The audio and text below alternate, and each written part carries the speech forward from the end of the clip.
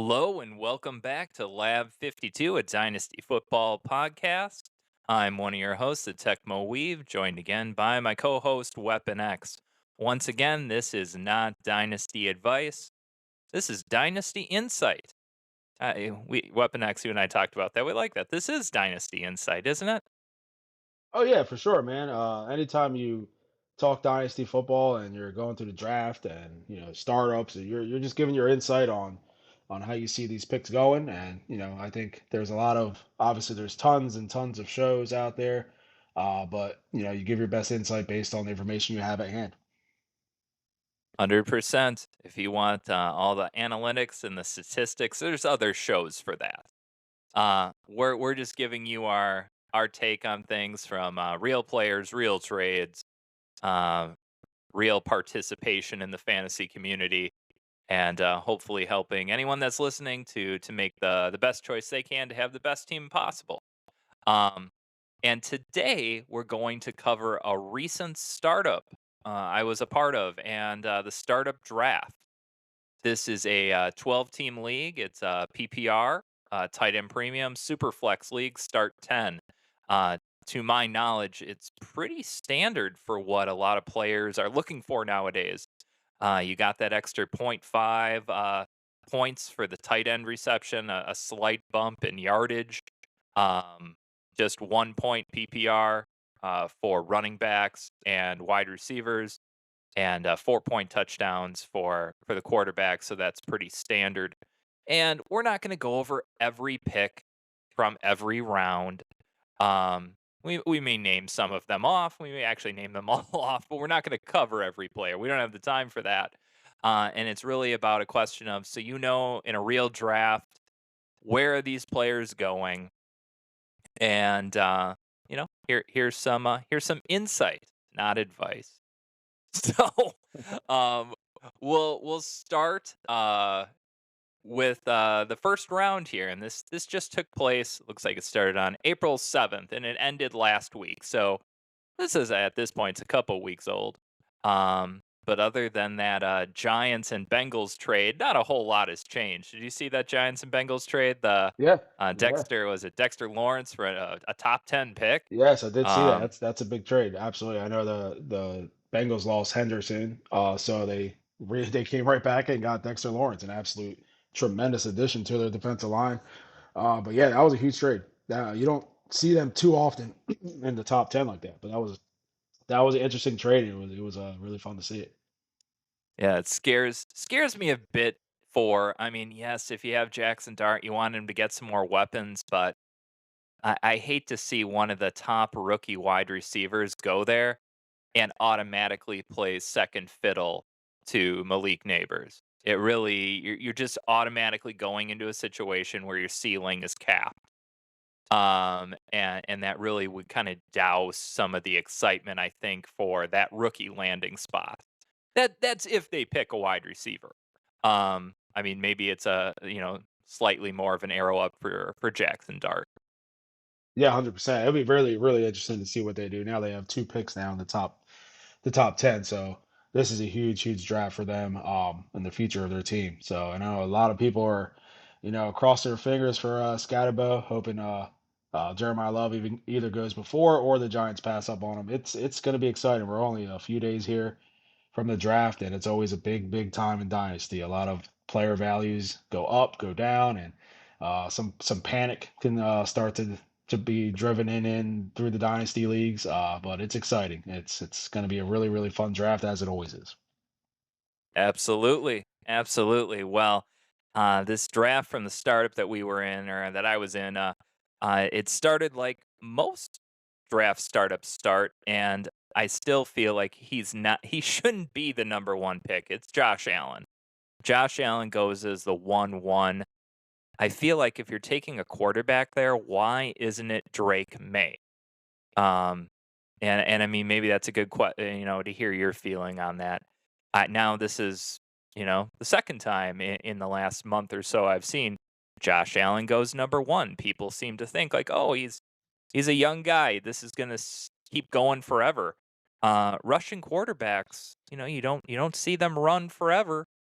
Um, And when he got Drake May, and he's looking really good, and I mean, he's Josh Allen just a handful of years ago, right? He's running, he's younger, he's got the his whole future ahead of him. And Josh Allen, he's I don't know, is it I mean, I hate to say, I mean, you can't say that the best years are in front of him, can you? Yeah, I mean, I think when it comes to Josh Allen, Drake May, I don't think you're going to be upset having either one, obviously, on your team. I think when it comes down to Allen going over May in drafts, I think it's just more of the comfort zone, knowing what you're going to get currently right now. Drake May has been tremendous, absolutely has been, but obviously we need to see him do it for a couple more years for him to be truly established as that tremendous option that you have no concern about. I mean, obviously, last year was absolutely amazing. I mean, and the upside is very, very high for him. We know that. 23 years old, turning 24 in August. And if they acquire AJ Brown, which is starting to trend more and more likely, as we saw reports earlier today, it's looking highly, highly likely that they do acquire him. And if that is the case, he gets his number one alpha type receiver. And obviously the stock will go up. And I think if you see startup drafts take place around that time, I think you may start to see a shift between Allen and May as far as which one gets picked ahead of each other. I would expect May to get picked more times than not ahead of Allen if AJ Brown lands. What do you think about that?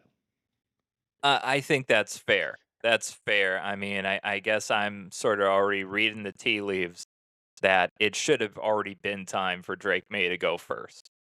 Yeah, And I guess maybe sometimes it just takes the news to come out for the reality to set in that, yeah, oh yeah, Drake May has a new weapon, and people see things, if it's 51-49 in favor of Allen and it flips come middle of May. But I've heard AJ Brown is supposed to be a post June 1st cut or a post June 1st trade.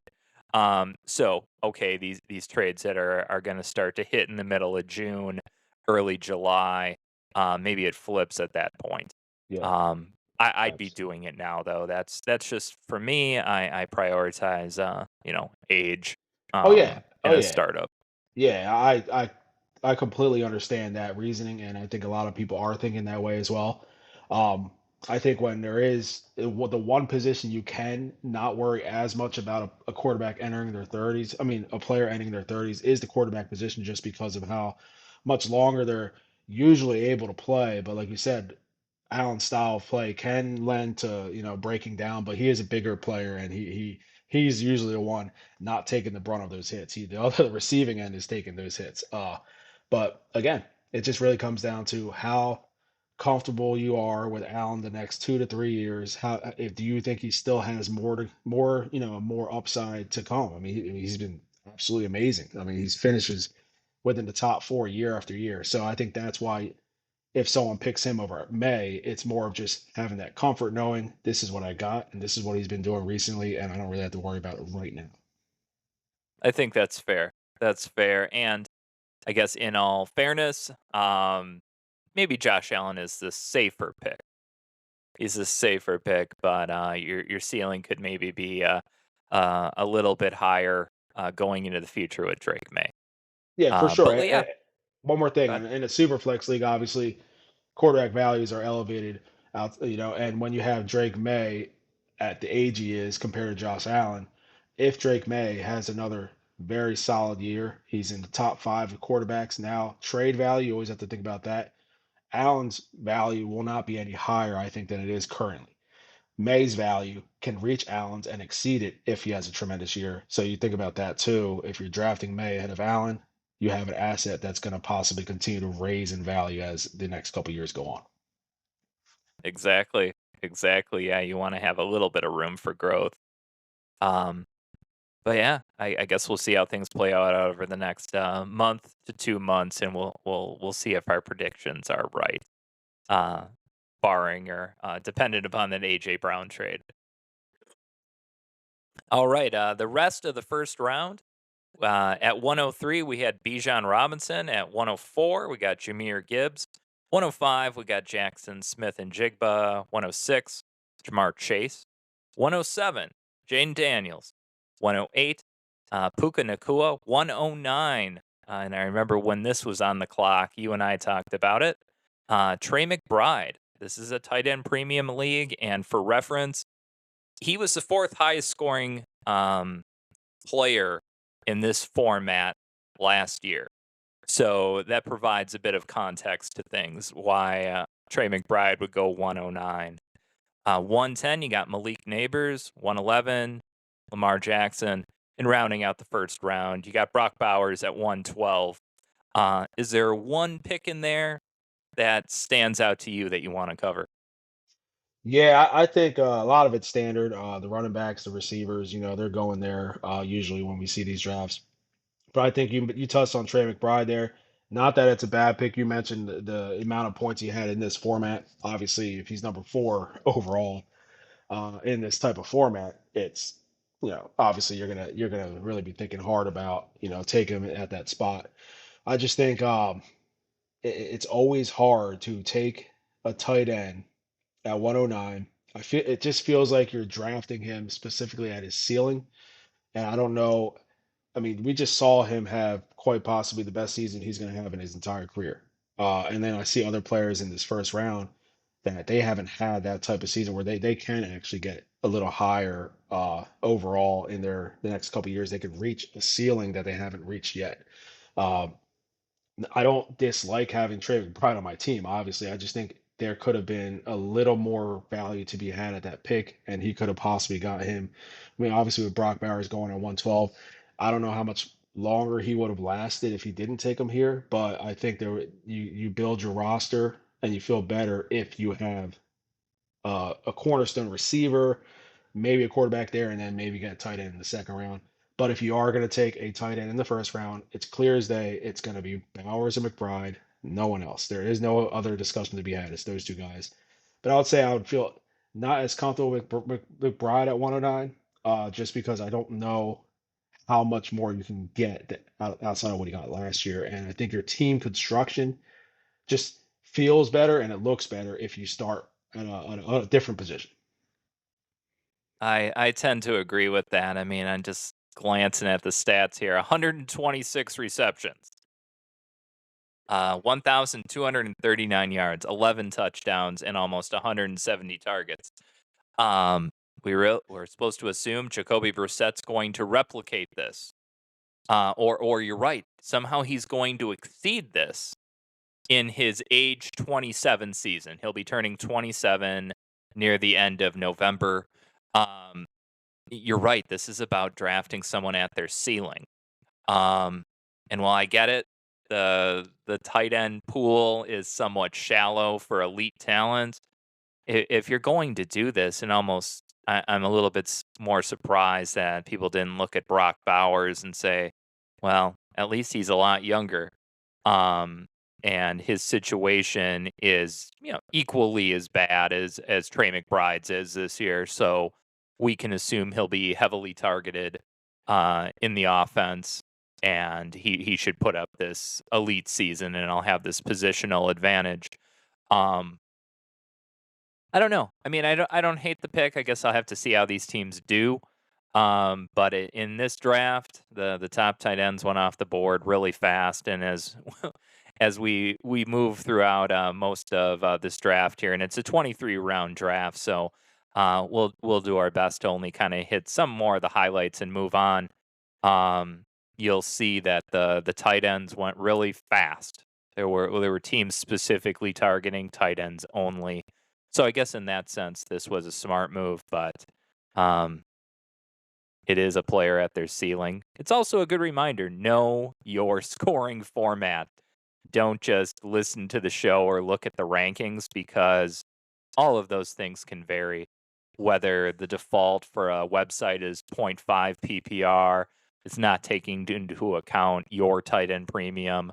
Um, you really need to be aware of your scoring format before you start to decide who the top players are. And I mean, that may sound simple, but I think a lot of people may forget that. Yeah, I agree. Absolutely. Scoring format, obviously, that matters a lot. And then, like you said, in this format, Trey McBride is extremely valuable. But yeah, I think Brock Bowers, Trey McBride, it's going to be a discussion for the remainder of the offseason, which one gets picked ahead of each other. But I personally am much more comfortable with them going in the second round. I just think you could start your team with a different player with your first pick, and then when if you go back around and pick McBride or Bowers in your second round, I think you're gonna really like your roster construction a little better just because you're piggybacking with the tight end instead of starting with the tight end. Absolutely. Well, do you want to cover the second round here? Yeah, yeah, yeah. Second round. The first pick in the second round was Caleb Williams. Then we had Ashton Genty and Jeremiah Love. Trevor Lawrence was pick 204, and Joe Burrow 205. I'll stop there. What do you see there? Did you see anything out of the norm? I see one. But what do you think? Trevor Lawrence, that felt a little bit Yeah. high for Trevor Lawrence. Yep, yep, that's what I saw too. I think you could get Trevor Lawrence a little bit later there. I've seen him go in third round, many drafts. But if you want to start, he obviously has the team here obviously has Trevor Lawrence high on his board as far as the quarterback goes, and he let's see what he got here in the first round. He is the Trey McBride team, so he started his team with Trey McBride and Trevor Lawrence. I think he's again. I think those players could be drafted at their ceiling. While their ceilings are extremely high, I think there's just better value at these picks in these situations here. So yeah, I think that's the only one I see there. Ashton Genty, Jeremiah Love, they're very close in the rankings. So I think you're thrilled to get either of them in the second round. I've seen Jeremiah Love pick 101. I've seen him go more in the 109 to 112 range recently. And Ashton Genty right about where he's at right here. So I don't see anything out of the norm there. Caleb Williams, yeah, absolutely is the arrow is pointing up, and a lot of times he's been going the first round, so no issue there if you want to get Caleb Williams there in the second round. So at 206, we have Patrick Mahomes, then Amon-Ra St. Brown in 207. Then at 208, Omarion Hampton, Bo Nix, 209. Then we had J.J. Justin Jefferson at 211, CeeDee Lamb at 2. I mean, Justin Jefferson was 210, my mistake. 211, CeeDee Lamb, and then 212 was Jalen Hurts. A little run there in receivers. Obviously, some elite receivers there. Amon-Ra St. Brown, Jefferson, and CeeDee Lamb. Extreme value, I think, for either Lamb or Jefferson there, end of the second round. That's really strong value for them. I think that's what, for me, that's what I see that points out the most and that sticks out the most is that Jefferson and Lamb, you were able to get them at the end of the second. So you're talking the 23, number 22 and 23 overall player in the draft. I think that's really good value for those guys. That was what stood out to me in this second round here. Lamb and Jefferson at the 10th and 11th pick. Um, Certainly the Fantasy Pros mock draft program didn't see it that way. Those they were always consistently first round players, and they have been for the last few years. But after this year, I mean, um, they're going to be what? Let's take a look here. I believe they're both in their age 27 season. Yep, turning 27 in June, and he already turned 27. Okay, so both will be 27. Next year are going to be 28. Um, I would tend to think that maybe this is foreshadowing a year from now. That can you really justify a number one pick or a very early second round pick of a startup on a 28-year-old player?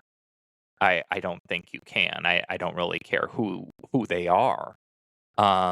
Because once again, that's all part of the startup. You want to have some runway to keep these players, or at least for their value to grow, or for their you don't want to hit the age cliff right away. Um, so no, I on one hand it's tremendous value. On the second hand, it feels like a passing of the guard.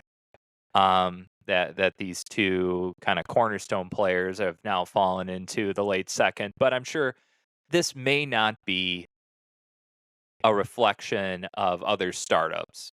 Um, I would tend to think some people may just look at Justin Jefferson and CeeDee Lamb and say, "Hey, I'll take the wide receiver one season." JJ, that he had one down year. Um, of the two, who's more risky, CeeDee Lamb or Justin Jefferson? I mean, I would imagine it's clear that it would be Justin Jefferson, right?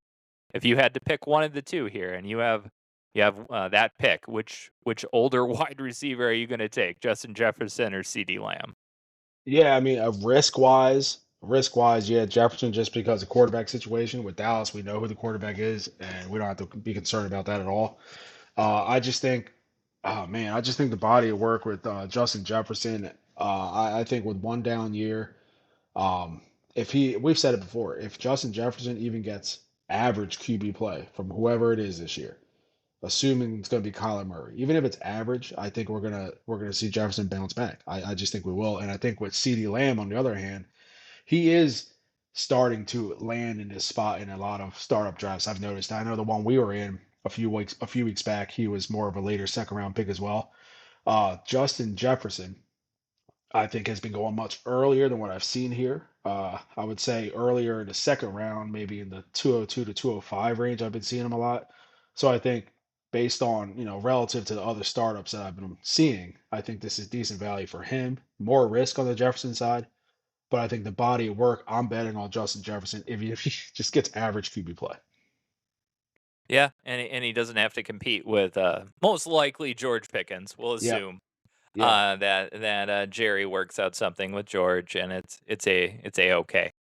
Yeah, and uh, that's the thing about CeeDee Lamb. Like I think CeeDee Lamb is an outstanding player, but there hasn't been a time that he's had a George Pickens, type of talent hmm across the side. We know what Pickens can do. We know what he can do when he's featured. So let's see how that works out now this year. Now it's going to be year two with them together. If they're able to play healthy all season, let's see how those targets divvy up. They're going to throw the ball a lot, so there's going to be enough for both. But when you had CeeDee Lamb in previous years, you were counting on that high target volume. Is it going to still be there? We're going to find out coming up. Yeah, definitely, definitely. Well, that closes out round two. I'll cover round three now, and you and I have talked about this. It starts to feel like these are the rounds where there's just a lot of value to be had. That if you wanted to, you could trade down into these rounds. And some of these players certainly have wide receiver, running back, quarterback, one upside to them. There's a lot of excitement with players in this range. And I think that's because we know we haven't seen their ceiling. When you draft a player in the first round, you feel like you've seen their ceiling and you say, I want that player. These are players we haven't seen their ceiling, or who knows, maybe we have. Time will tell. But at 3-1, you got Drake London. At 3-2, you got Ted McMillan. 3-3, Justin Herbert. 3-04, you got Devon Achan. At 3-05, you have Jackson Dart. Colston Loveland at 3-06. Tyler Warren at 3-07. As I said, the tight ends were going fast. 3-08, Brock Purdy. 3-09, and Mecca Egbuka. 3-10, you got George Pickens. 3-11, Luther Burden. And 3-12, James Cook. I'll Yeah. let you Yep. pick one player and one pick, and we'll talk about them. Wow, there's a lot in this round. There's a lot in this round. I really like the beginning of the round, the first two young up and coming receivers. I mean, Drake London's had a few years in his career showing what he can do. Ted McMillan, obviously his rookie year to put 1,000 yards up in that situation was, that's a kudos to him. He had a really good year. Bryce Young, if he can develop a little bit more, we know Ted McMillan doesn't have much as far as competition, but we'll see what happens. And maybe they draft someone. We'll see what happens there. But I think the pick that stuck out the most for me in this round, I would say George Pickens, 310. I'm just going to say him because when you think about it, you can get George Pickens basically a full round later than CeeDee Lamb. I like that value for George Pickens because look, we just talked about it. Who is going to be the target leader there? We don't even know that. It could very well be CeeDee Lamb, but George Pickens not going to be lagging that far behind. So getting him a full round later, and he's younger, and we're very confident. I'm very confident. I think Jerry Jones will sign George Pickens. That's his type of receiver, man. He likes these types of receivers. I think he's going to sign him long term. I don't think that's going to be a problem. So if you get George Pickens at 310, and I seen in the draft we were in, he was picked much earlier than that. So yeah, George Pickens 310, in my opinion, is the my favorite pick of this round. James Cook, very, very. closely behind him in, as far as value at 312. Yeah, I really like the James Cook 312 pick there. Yeah, yeah, And I mean, really, start of the fourth round for a guy that I don't know. I'd have to see where he ranked for running backs last year, but he's got to be like top 5. And to get him at the start of the fourth round, that means you already should, in theory, have. Well, I guess okay, it's the 312, so you'd only have 2 other players. That just to me seems like really good value, um, especially when you're ranking him ahead of players like Tyler Warren. Now, Tyler Warren, maybe we're picking him because we saw all the tight ends go. He's young, and you see the future runway. But in the near term, with Daniel Jones, I mean, what are we expecting? That they're not going to pass to anyone else? That they're not going to just run the ball with Jonathan Taylor? That they're not going to air it out to Alec Pierce? He's the new Terrell Owens of the Indianapolis Colts. Like, no, they're still going to spread the ball around. And to get a guy that could easily be your RB1 at the 312, that's a tremendous value. hundred And on the percent. Yeah, yeah. and on the I oh, just go want ahead. just to piggyback on that. Yeah, James Cook at 312. That's like I said earlier. Pickens was my favorite of this round, but James Cook 312. I mean, we're talking about a consistent top 5 running back right now. A guy he's gonna be in the top of the league in carries. You're not worried about his workload. He's gonna get the work. He's gonna get the goal line work. I know Josh Allen gets a ton of rushing touchdowns, but there's plenty to be had. We've seen what he could do there in the red zone, in the goal line area. 280, he had 309 carries last year. That was his first year getting that full load, and look what he did. 1,621 yards, 12 touchdowns. They gave him that opportunity, and that's what he did with it. I think you're going to continue to see that. Turns 27 in September. But I think when you look at early in his career, he wasn't getting tons and tons of work. So he's not overworked right now. I think that's every 27 years old is 27 years old, but workload wise, there's less of a concern than maybe a guy like say a guy like Ashton Genty gets 300 carries for the next 3 years. You're going to be a little more concerned when he gets to 27 than you are James Cook right now. Agreed.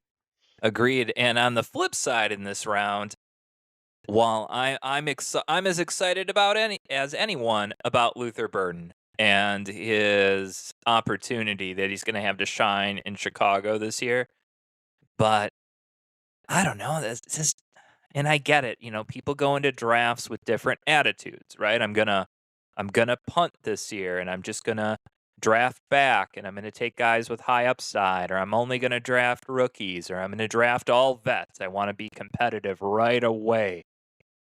It just doesn't seem to me to be the place to be drafting Luther Burden. That this is I really want Luther Burden, so I'm gonna draft him a full round earlier than he should be going. And I mean, I guess if when you draft him at this value, you're forcing it that it has to be, you had to pick right, and that he ends up as a high end wide receiver 2, low end wide receiver 1, because you're drafting him in between George Pickens and James Cook. That is the type of player you're saying Luther Burden is going to be. That just doesn't seem to me to be a smart move. This is overdrafting a player when you've only seen one season. We didn't see anything last year that was he didn't produce that 1,000 some yard season, 10 touchdowns. That doesn't mean he can't, but it just seems it's premature to be drafting a player like this at this position. You wait a round and a half later, and if he's there, great. But this was poor value drafting. Yeah, yeah, and I've seen that a lot recently with Luther Burden. He's been getting picked in this range right now, and that's just bringing up his ADP more and more as the weeks go Right. on. So now you pretty much like if you want him, you're going to have to take him at this value. When early in your off season, you may have got a little bit better value, but now as steam is picking up, the hype is picking up. You almost have no choice. If you want him, if you're a huge Luther Burden guy, you're gonna have to pony up and pick him this high. It's just what it is right now. I guess so. and drafts like this don't help. They don't help the ADP statistics. I'll let you take round 4. All right, round four started out with Nico Collins. Harold Fannin went at 402. Jordan Love 403. 404 was Lad McConkey. 405, Kenneth Walker. 406, Jonathan Taylor. 407, Chris Olave. 408, Brees Hall. 409, Garrett Wilson. 410, Rashee Rice. 411, Christian McCaffrey. And then 412, Carnell Tate, rookie receiver. All right. Well, I guess falls on me which one stands out to me the Yeah. most. I I can't take Christian McCaffrey here. I just can't. I can't take him here at 411. When I look at players that are a little bit after him, you have remember this is tight end premium. You still have Tucker Kraft on the board. You still have Travion Henderson. Um, let's take a look here. I'll keep scrolling down into the 5th round. Got Makai Lemon. You got Chase Brown. Um, I that's when I said you don't want to take a guy that, do we take a 27, 28-year-old in the 2nd round? They will probably not if they're 28. Do you take a guy who's going to be 30 in the 4th round? Does that make sense? I get it. It's Christian McCaffrey, and he may do this and he may do that, but at the end of the day, he's still 30 years old, and he's not built like Derrick Henry. You can't teach size. And I know that efficiency wise, Christian McCaffrey was actually pretty poor last year. And I'm sure you've seen some of the same statistics about him. But I mean, so much of his value was propped up by his 102 receptions. I mean, that'll help any player. Um, but I can't justify in a dynasty league taking Christian McCaffrey at 411. Yeah, I know you think it's going to supercharge your team, but for how long? I mean, unless you're all in and once again, that us reading these players off, it doesn't give the narrative of each team. It truly doesn't. Yeah. That would take too much time.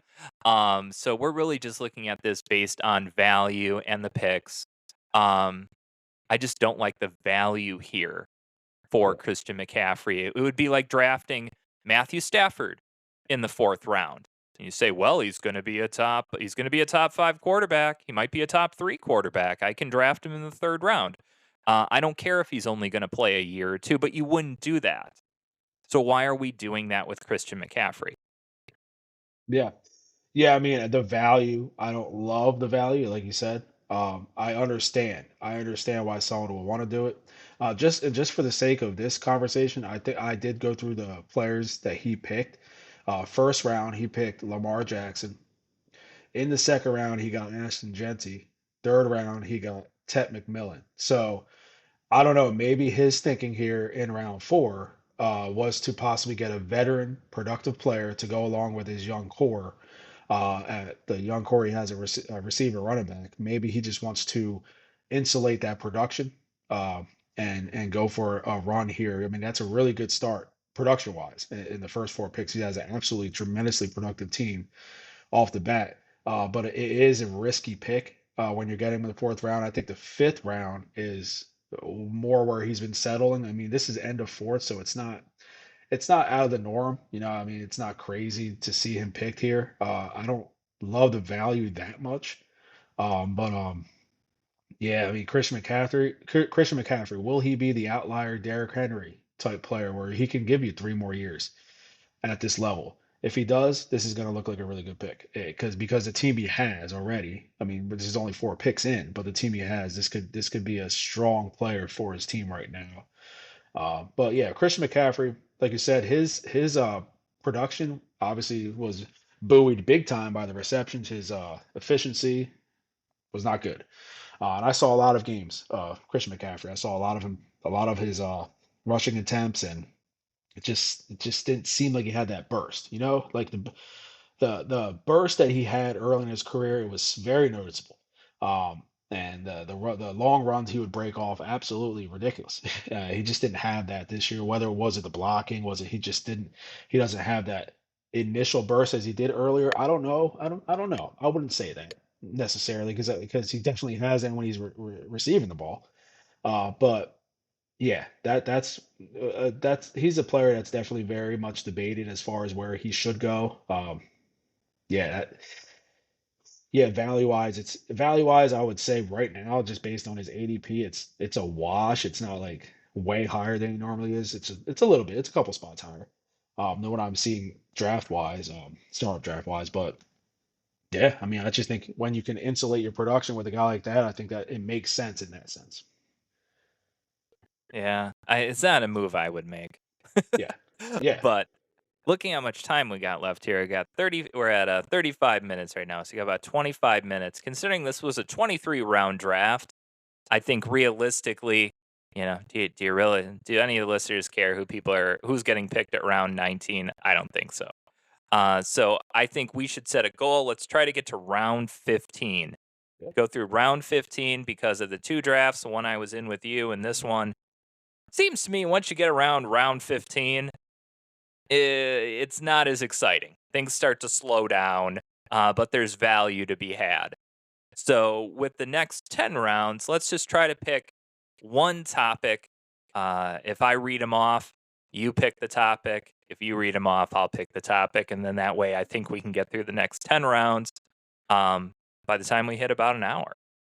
yep. All right. So I'm going to read here fifth round, and then you get to pick the topic. And remember, too, this was a draft. We're picking the rookies by their name without a landing spot. So that made some of the value made it a little bit more interesting. At 501, Fernando Mendoza. At 502, you had Dak Prescott. At 503, Travion Henderson. 504, Rome Odunze. 505, Tucker Kraft. 506, you have Kyle Pitts. 507, you have Makai Lemon. 508, Jared Goff. 509, Chase Brown. 510, Cam Ward. 511, you have Marvin Harrison Jr. And 512, you have Kyron Williams. Yeah, so I'm just looking at this round. I've noticed a couple things here. What do you think in this round is the who do you think in this round is the player that will return the most value when you're looking at your roster this time next year? Hmm. So who's going to be worth more a year Yeah, from like now yeah, than relative to where he's being picked currently right now, and based on what we've seen so far in their career, or if they're a rookie, either way, who do you think will return the most value next year if you're going to try to trade them, or if you're just going to keep rolling with them? Okay, well, remember, this is in the universe where Trade McBride is the top four scorer. Yeah. So I'm going to, off the bat, I'm going to rule out Fernando Mendoza and Dak Prescott.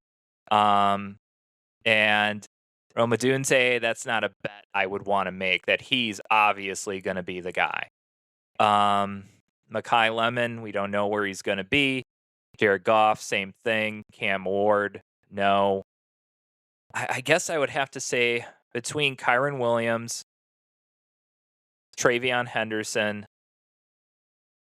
yeah, and maybe Chase Brown, but I'm hearing Chase Brown might not be safe in Cincinnati. But imagine Chase Brown has a top 5 season, similar to James Cook. Um, I would imagine he bumps up a round, maybe a round and a half, instead of being picked at the 509. Um, I don't know if Kyron Williams is ever going to shake the the the I guess the narrative that his job is in danger. I mean, when you see him and you see analysts they'll say he doesn't really do anything special. It's just a really good situation, and he's good enough to do the job how Sean McVay wants him to do it. Um, so I don't know. I guess I would put it between those three running backs. I can't imagine Cam Ward. That's not a bet I want to make that Cam Ward's going to take the step or Marvin Harrison Jr. is going to turn it around. Makai Lemon depends where he goes. Um, I mean, a guy like Tucker Kraft, he could certainly in this type of scoring format, he could bump himself up around too. So he'd be the only non-quarterback, or excuse me, non-running back I would put in that conversation. How about you? Yeah, yeah. I think Tucker Craft was one that really stuck out the most, especially in the scoring format that you mentioned, where the top two tight ends went, and then we saw Tyler Warren as well going to third with Colson Loveland. So if Tucker Craft has the type of year that some of those guys had last year, you could see him elevate to the third round. I think he could be the biggest jumper if you did this draft all over again next year. If Tucker Craft has, say a 95 catch for 1,300-yard season, which is very light. I mean, it's possible. Definitely can happen. But if he has that type of season, he's a third round pick in this format. So yeah, Tucker Craft for me would be the guy I think could gain the most value of the players in the fifth round. Sounds fair to me. I'll let you handle round 6. All right, round six, our favorite player, Zay Flowers, Amari Starr. Hey, he was in this That's draft as well. I can't believe he didn't draft his guy. No, he didn't. I can't believe it. He was only a couple picks away. He picked Marvin Harrison Jr. over Zay Flowers. I'm very surprised. Maybe he wanted to mix it up, but I can't believe he didn't pick the best He didn't floor in go. the Yeah, I best know. floor in Dynasty football. He didn't pick it. I He, can't believe he it. picked too exciting of a player. All right, so Zay Flowers was 601, Quinshon Judkins 602, 603 was Jameson Williams, 604 Casey Concepcion, 605 was a Tecmo Weave special, Baker Mayfield, 606 Saquon Barkley, 607 AJ Brown, 608 CJ Stroud, 609 was Daniel Jones, 610 Travis Etienne, 611 Devonta Smith, and to round it out, Amari Starr ended the round six with Brian Thomas Jr. Yeah, when I look at this list here, I'm like, well, okay, which one do I want to talk about? It feels like overdrafting KC Concepcion. Once again, who knows? Depends on where he lands. But up until this point, we watch and consume as much fantasy media as anybody. Nobody is saying, oh, because no one is hyping up this rookie class. Very few people, it's the top 3 wide receivers, and then there's a tier break. It felt to me maybe this owner got kind of looped into the I want a rookie. So they took a rookie before safer players like Baker Mayfield. Or this is the type of round I feel that Christian McCaffrey should go in because it's the round Saquon Barkley went in. And if you're going to take Christian McCaffrey, why is Saquon Barkley around 2 rounds later? He's younger and he's going to give you the same. You're hoping for the same outcome, right? You're hoping for that 2,000-yard season, at the very top of the ceiling. Um, but to pick a player to talk about, uh, well, I guess we talked about Amaro before, and this was an Amaro pick at the end of the round. Brian Thomas Jr. Yeah, no, I get it. He's not going to fall a whole heck of a lot further. Um, and if you hope he's going to recover, unfortunately you have to invest a pretty decent price. That this can be what a future first goes for. A future unknown first might get you a 6th round pick, maybe something in the 5th. So that's what he invested in Brian Thomas Jr. by picking him here. And once again, it's all about team construction. And I know he went with high upside young players, not looking to be competitive this year. So this was a gamble pick. So it makes sense with that mindset. But once again, is it good value drafting? I mean, I guess if you put your money into a volatile asset and you hope that it's going to recover, it's just how does the road to recovery look for Brian Thomas Jr.? Well, I would imagine it's Travis Hunter plays very little on offense. Um, they we just forget about what happened last year. I don't know. I guess that's the big question. What happened to Brian Thomas Jr. last year that he was not effective? I guess we can assume maybe it's an injury. That's usually what it ends up being, or at least what the team will tell us. Oh, they were playing injured last year. Um, and I've seen that. We do penalize players for playing injured versus just sitting out. Nobody faults Malik Neighbors for not playing.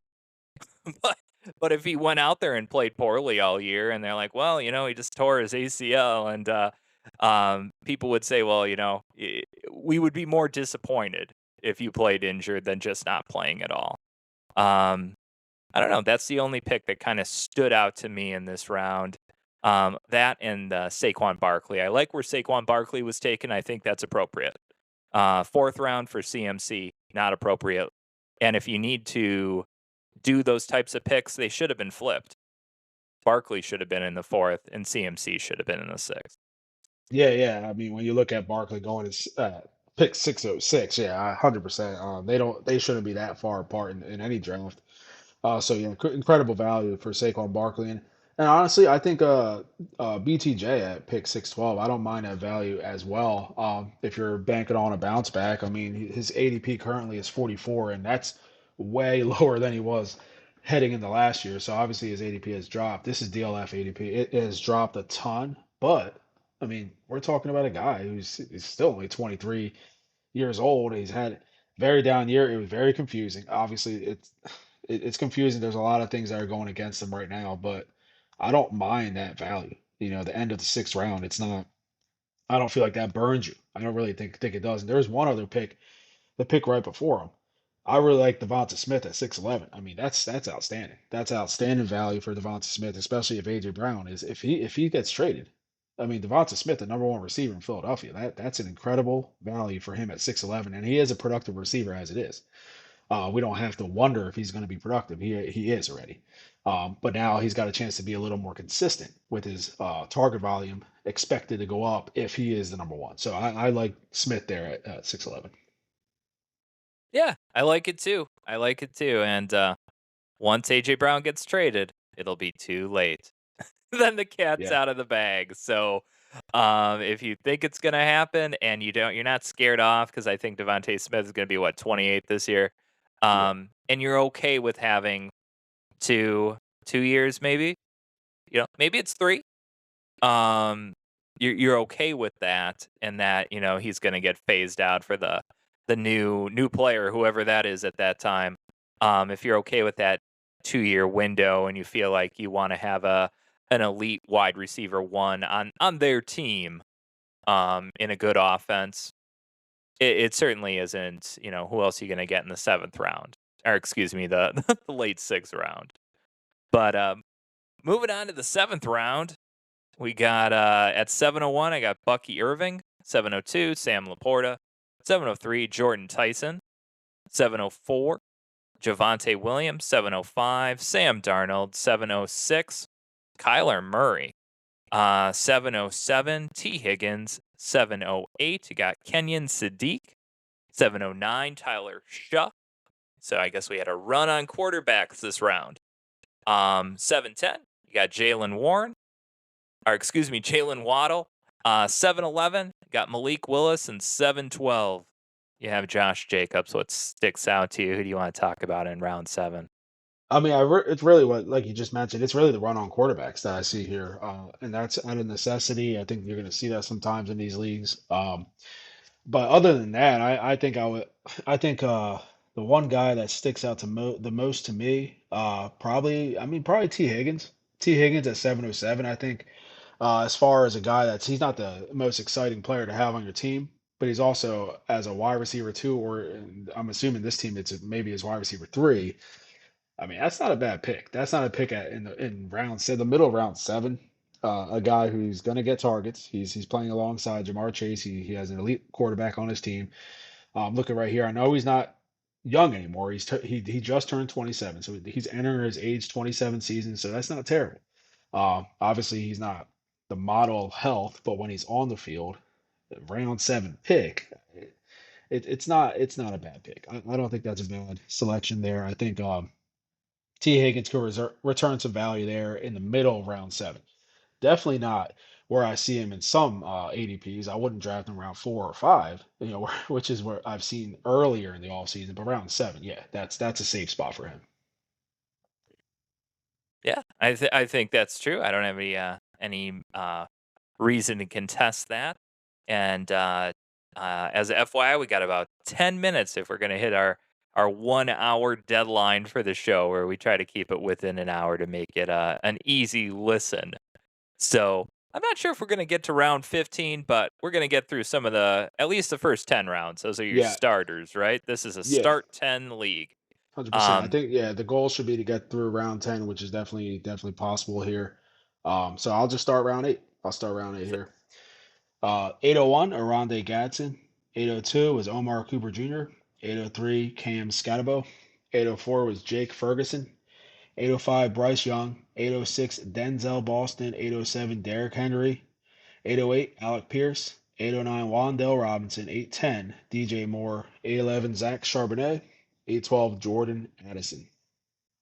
all So right. yeah, I'm gonna ask you a quick question for this round. What, in your opinion, in this round, which player could be impacted by the draft the most in this round, and how will it affect their dynasty value? I'm not gonna let you pick Cam Scatterbo. You gotta pick someone else. Oh, no, you're. Yeah, yeah, I'm not letting you pick him. That's too easy. You got to pick someone else because Oh, there are a couple players in this draft in this round that could be impacted, and it could be a rookie too. You could also pick a rookie.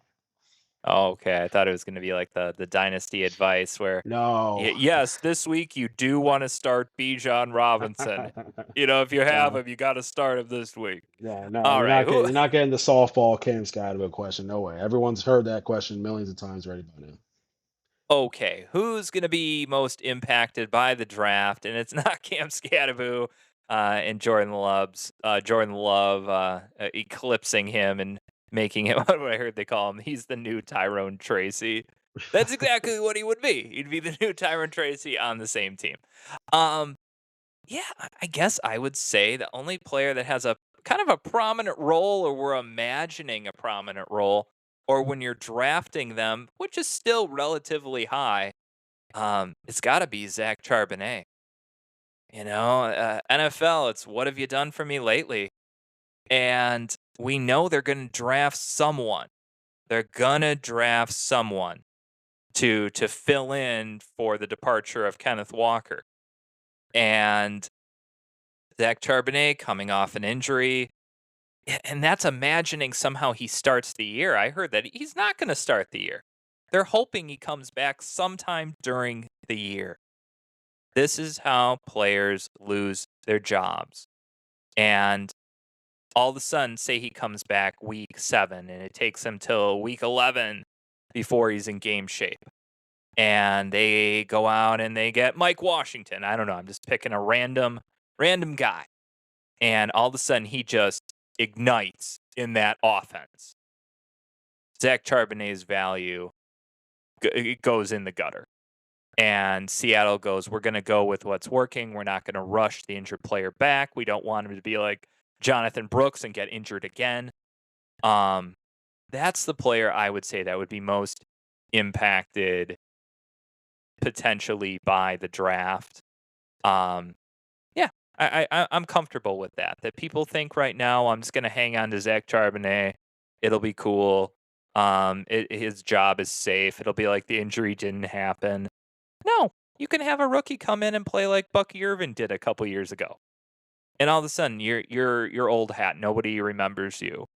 And the coach wants to win, and the team wants to win, and and you're put on the back burner, and you have to go somewhere else to get your shot. Kind of like sort of like Kenneth Walker did. Not that he had major injuries, but he has to go somewhere else to get that lead role where he's the guy. And now Zach Charbonnet he has the future right in front of him, and someone else can come in and shut the door. I don't know. That's who I'd pick. Yeah, yeah, that's one of the names right there that stuck out the most. I think, like you said, it's all about the draft coming up, and Seattle being where they are. Obviously, the last pick in the first round. It could be very enticing for them to pick one of those running backs. It could be very enticing, especially when you have a team that already has a contending roster, defending Super Bowl champs. And if you don't want to have an early season lack in production at the running back position, and you want to draft say a Jadarian Price, make him a first round pick, that's going to be tough. That's going to make a lot of people concerned for Zach Charbonnet. Not that he can't. have any value on the Seahawks. It just, as far as him being a guy that just takes over, that might be tough if a highly drafted rookie is there too. Yep, I agree. I agree. Well, we're moving into round 9, and I already have my question ready for you. And maybe it's a little bit similar to the one you just asked me, but round 9, starting out at 901, got Parker Washington. 902, Christian Watson. 903, Bashal Tootin. 904, DeAndre Swift. 905, Jaden Higgins. 906, Jadarian Price could be that guy that goes to Seattle and shuts the door on Charbonnet's dreams. Um, 907, you have Matthew Stafford. 908, Isaiah Likely. 909, Ricky Pearsall. 910, this guy should have been the 1-1, RJ Harvey. We've talked about enough about him. There's no way he doesn't do better than the mockery we've thrown his way. He's an NFL player, so he's a lot better than I would ever have been in the NFL. 911 got Michael Wilson, and 912 DK Metcalf. Um, the one thing that stood out to me for this round is a lot of question marks. I was like, why is Parker Washington being drafted here? And do I really believe in Michael Wilson? Or was he just a product of having no one else to throw to and they were playing from behind? Um, and is Christian Watson for real? But the question for you is, in round 9, who is the most, I guess, overrated player of this round? Who does not deserve to be a pick in this round? Man, wow. Round 9. Let's see. Most overrated player. I have a hard time calling this guy overrated just because he's not. I mean, he's the defending MVP. I mean, he's the reigning MVP of the league. But I think in a Superflex Dynasty draft, Matthew Stafford in round 9, I think, man, I understand. I do understand the logic behind it. The production you're going to get right away. But we have no idea. They could draft a quarterback, coming up Thursday, and he could be the guy that's ready to take over, and we could find out Stafford's playing his last year. Um, Mhm. so that's a risk you're taking. It's a risk you're going to take if you're a contending team. So I would imagine this team that picked him at 907 is planning to contend. So that I understand. I just think there are certain players that you can have over him here that you're going to feel better, and you could possibly get him a little later in the draft. But again, every league's different. I've seen him go higher than this. I've seen him go higher. I've seen him go lower. It just depends. But I'd say Matthew Stafford, he's not overrated as a player. But in this specific spot, I think, yeah, I wouldn't feel really comfortable taking him on my dynasty roster, not knowing what's going to happen after this year. Yeah, and to clarify, that is what I meant by overrated.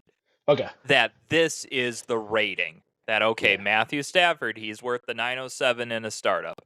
Um, not that in general or through outside ranking sources, just this ranking source from this draft. This is their ranking. Who's the most overrated? Who shouldn't? Who didn't deserve that spot? Um, I that's exactly how I feel about Matthew Stafford. Mentioned that earlier. If you're going to take Matthew Stafford at 907, well, why not take him at 411 like you did Christian McCaffrey?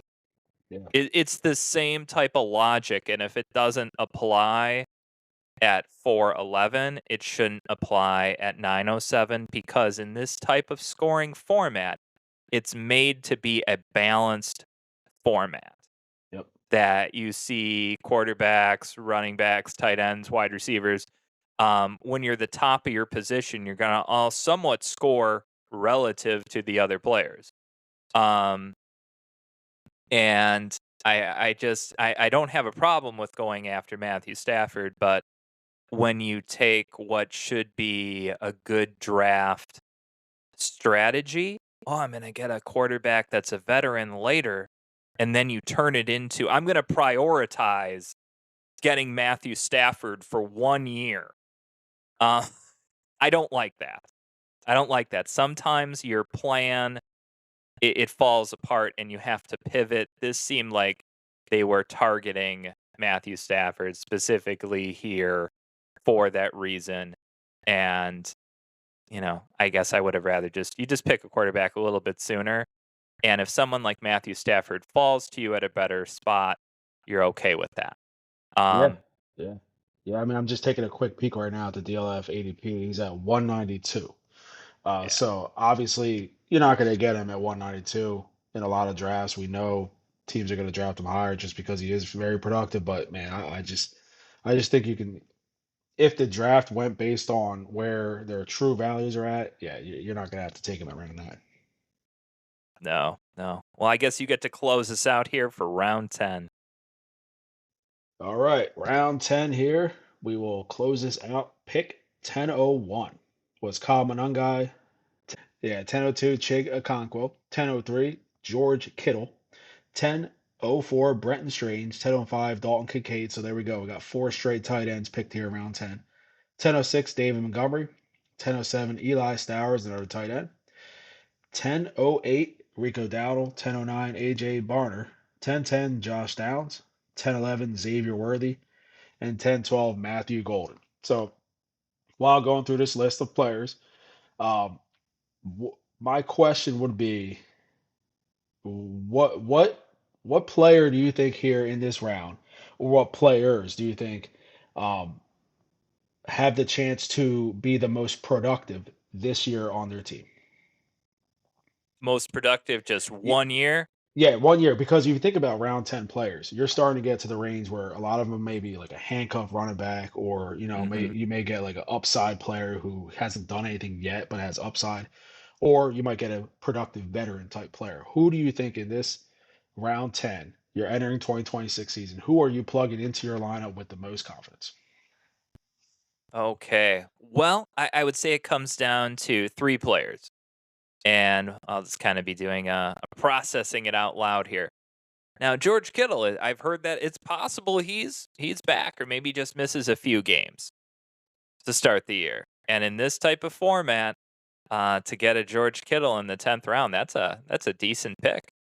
And Brock Purdy is tremendous value. He's a good producer.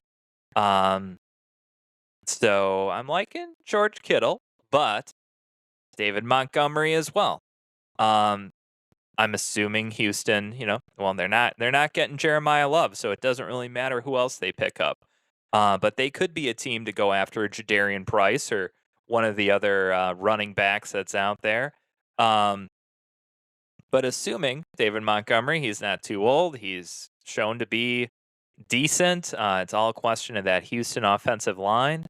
Um, he could certainly put up some good numbers. And Rico Dowdle.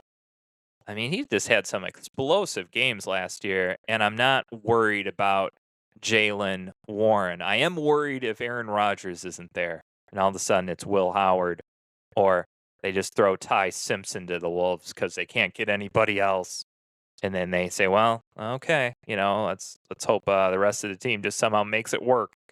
Um, but breaking it down that way, David Montgomery, Rico Dowdle. Uh, I guess the safest would be David Montgomery. There we go. I don't have to worry about injury, and I don't have to worry about quarterback situation. So on April 20th, give me David Montgomery. He's the safest player I could put into my lineup as an RB2 and feel okay about that.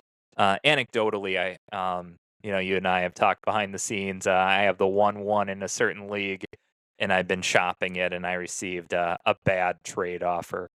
The initial offer was the 1-1. They want me to give the 1-1 for David Montgomery and the 109. And I looked at that and I said, "Oh, come on." I kind of laughed. I'm like, come Yeah. on. And the thing was, the counters, the offers they got better. They got better. But I'm like, we're really starting on the basement level here. We're on the garden level apartment. It's even like somewhat sub ground floor here. Um, but yeah, Yeah, we I'll go with uh, David Montgomery. yeah, that's a good offer right there. We always talk about, starting, you might want to start with just an introductory offer, but you definitely want to make sure you're on the same planet. That's a good start. But yeah, I mean, Dave Montgomery there as far as production, I think we're gonna see. I think he's the safest bet production wise. He's got the lead role. There's no question. The most upside, obviously, George Kittle if he's healthy. There's no question about it. But yeah, Dave Montgomery, round 10, you get yourself. I mean, that could be your fourth or fifth running back at that point. That's not bad at all. Absolutely. Well, that was our I guess that rounds out the first 10 rounds. So if you're curious if you got a startup coming up where your player might go, you can listen to the show, rewind it, see where your player ended up. Um, and yeah, definitely anecdotally, at least in my opinion, 10 to 15, you get some decent value in there. Some nice handcuffs, some wide receiver 2, wide receiver 3 options. But after about round 15 in this format, this is not IDP, just start 10 offensive players. We already talked about that. Superflex tight end premium. After about round 15, it kind of starts to matter a lot less. Um, but yeah, it was fun this week, and later on this week we got the draft, and next week we'll do a rookie draft recap and our reactions to that. I'm excited. I'm sure you are too, as most of the fantasy community is. Yeah, 100%. I mean, the NFL draft. That's a big day. That's a big day in NFL terms. That's a big day in Dynasty Fantasy Football terms. It's fun. It's exciting. I know I'm looking forward to it. I know a lot of people that are, Dynasty Fantasy Football fans. They're pumped. They're pumped about it. I know I've been talking to a bunch of people and people that have draft capital in their leagues. They're excited to see what happens. It's always a great time of the year. The NFL draft is one of the biggest events of the sports calendar, and it's going to be real fun. And I'm looking forward to breaking it down next week. Absolutely, it's one of the days where getting an offer of David Montgomery in the 1-9 somehow it makes it worth it. It's going to be a tremendous value at the 109 that is going to make it worth it to give up Jeremiah Love for David Montgomery in the 109. Um, That this I is don't know. Well, that is not dynasty insight. That's what I would say. Let's not take that as any insight. Nobody wants I don't know. We don't know who's going to be available. Maybe the landing that. spots are just going to be off the chart. They're going I to be mean, off the chart, and we don't know. That's why you have to wait and see. yeah, I mean, the only Um, way I would see that being an offer you'd be interested in is if Jeremiah Love somehow got drafted to like the Pittsburgh Pirates, and now you're in trouble. So that's the only only way I could see that being Yeah, available. he comes out on draft day and he says, "I am choosing baseball," or something like that. And like, I don't know. I don't know. It's I guess we'll we'll have to wait and see. It's just it's all about landing spot though. Um, Absolutely. um, yeah, no, I want to thank everybody for listening this week. Certainly, if you could do us a favor, it'd be cool. Sometimes I notice our podcast, and I'm like, it'd be cool if someone gave us a ranking or gave us a review somewhere. Where you can just click on a podcast, search for us. You said we're on Spotify, we're on the Apple iTunes, um, and just give us a rating. That would be great. Give us a short review. You know, has to be positive. Otherwise, we're going to come and find you and we're going to say, what's the problem? You think you can do it any better? No, I'm just kidding. But no, I think that would be nice. It's always a lot of fun to do this, and next show is going to be amazing. So I want to thank everybody for listening, and I'll talk to you next week.